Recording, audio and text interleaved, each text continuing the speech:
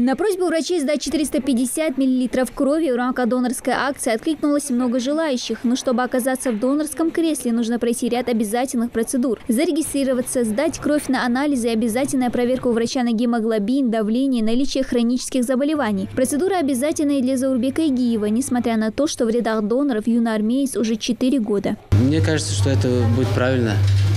Больных очень много, и я надеюсь, что моя кровь может спасти жизнь. К акции, приуроченной ко Всемирному дню донора, подключились не только различные общественные организации, но и просто жители республики. Руслан Коригов, к примеру, кровь сдает впервые. Решил помочь своему родственнику.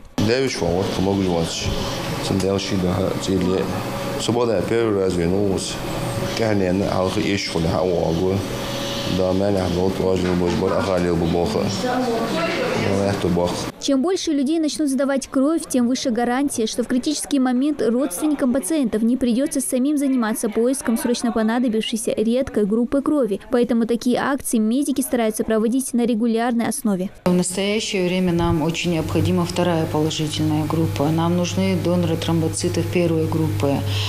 Каждый день разная потребность. Мы не можем сказать, если это будет четвертая отрицательная группа крови, нам сложнее формировать этих доноров, потому что их в априори среди населения популяция меньше.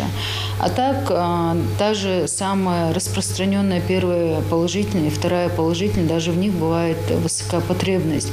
Здесь проходит еще одна акция по типированию для донорства костного мозга и гемопоэтических стволовых клеток. В регионе она проводится впервые и имеет огромное значение для медицины. Организаторы и участники – волонтеры, медики. Донорство костного мозга оно может понадобиться человеку, который болеет, например, гематологическими заболеваниями, онкологией, аутоиммунологией. То есть, как правило, это такие серьезные заболевания, которые кроме как пересадкой костного мозга и гемопоэтических стволовых клеток по-другому не лечатся.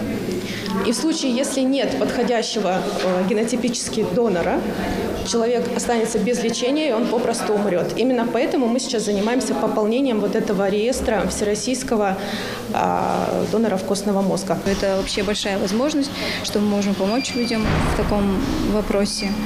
И вообще это очень хорошо, что проводятся такие акции. Волнуешься, тетя?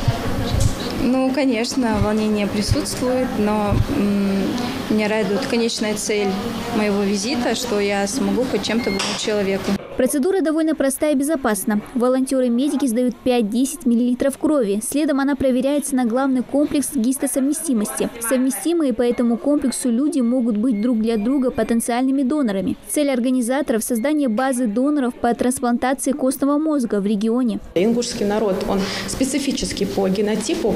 И найти где-то в другой народности, например, подходящего донора, это будет крайне сложно или практически невозможно. И в данном случае эта акция и последующие, которыми мы будем заниматься обязательно, это возможность помочь, по сути, своим же землякам. Участники акции смогут пополнить семейный регистр доноров костного мозга. Сейчас в нем зарегистрировано более 35 миллионов человек. Но найти совместимого донора в нашей стране очень сложно, так как в России много национальностей, которых нет больше нигде в мире. Не дождавшись подходящего донора, в год в стране умирают порядка 3000 человек. Поэтому медики призывают жителей республики не только сдавать кровь, но и принять участие в процедуре типирования. Дана Плиева, Адам Далаков, Новости 24.